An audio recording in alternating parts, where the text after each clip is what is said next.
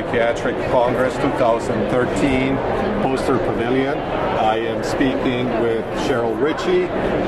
We would like to hear a little bit about your research and some of the more clinically relevant outcomes. Okay, great.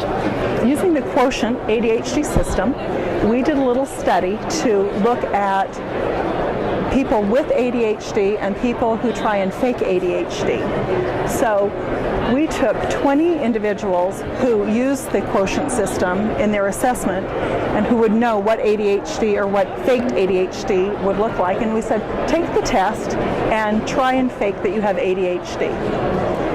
Then we took 19 ADHD adults and who were unmedicated and asked them to take the test.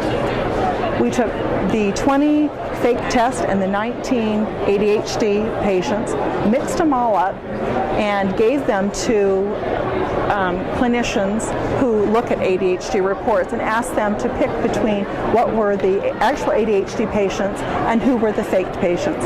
And 85% of the time they were accurate in picking the faked ADHD tests. Just curious, would you have an information if there was no test used? What would be the degree of accuracy of correct diagnosis if they were just to go by their clinical observation? Well, we know that between 15 to 25% of college-age students will go in and try and fake an ADHD test to either get medication to treat ADHD or to get accommodations for study. So this is something that is very clinically relevant. Very, yes. Let us say that we have, with the assistance of your diagnostic method, arrived to a diagnosis that we are comfortable with. Once the treatment is initiated, can we use the same technology, the same diagnostic method to follow up on treatment, see Absolutely. how well our patient is doing, and possibly identify what some of the areas are that have not been appropriately addressed with treatment so That's far? the beauty of the Quotient report.